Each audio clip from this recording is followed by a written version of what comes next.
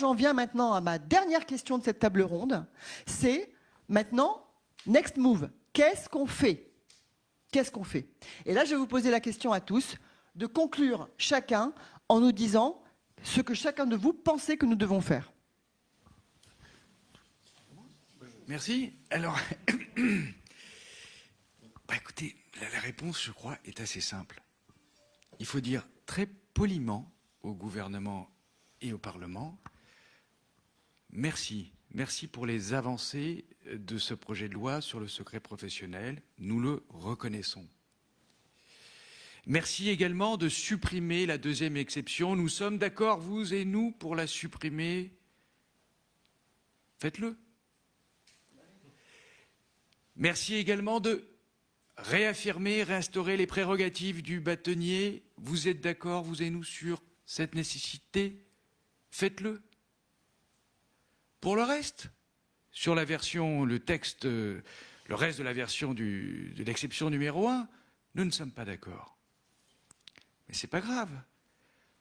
Ne nous demandez pas de déclarer publiquement notre accord sur un texte, sur cette partie-là, sur laquelle nous ne sommes pas d'accord. Hein? Ne nous tordez pas le bras. Ne nous tordez pas le bras. C'est pas grave dans la vie si on n'est pas d'accord. Hein? Après, on trouve d'autres solutions pour vivre ensemble. Et là, eh bien, et puis aussi, une chose, il n'y a pas dans la Constitution un article qui dit qu'il est nécessaire d'obtenir l'accord préalable des avocats avant de voter une loi. C'est vous qui êtes le législateur. C'est vous qui êtes en responsabilité de voter la loi. Nous vous disons ce qui serait le mieux pour, d'ailleurs c'est pas pour la profession d'avocat, c'est pour les intérêts des citoyens et des justiciables que vous êtes aussi. Mesdames et messieurs les parlementaires et membres du gouvernement, vous êtes citoyens et justiciables comme nous. Nous défendons vos droits, les droits des citoyens et des justiciables. Et donc, eh bien c'est à vous de prendre la responsabilité. Mais il est vrai que... Alors, quand je tiens ce discours, on me dit « Mais pas du tout, Mathieu, c'est dangereux, tu bloques les négociations. » J'ai dit « Non, pas du tout, au contraire, moi je suis pour continuer à discuter. » Mais sur cette ligne-là, et je veux saluer ici l'engagement sans faille de monsieur le bâtonnier de Paris, bien Olivier Cousy, bien sûr Julie Couturier, même si elle n'est pas encore en fonction. Engagement sans faille de sa part, ainsi de la tienne, Vincent. Jérôme Gavaudan. Bien sûr, Jérôme Gavaudan, de tout le bureau du CNB qui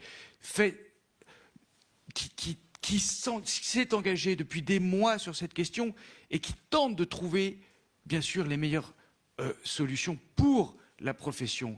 Je veux saluer l'engagement d'Hélène Fontaine, la présidente de la conférence des bâtonniers, et de son bureau et de toute la conférence des bâtonniers, de tous les syndicats d'avocats.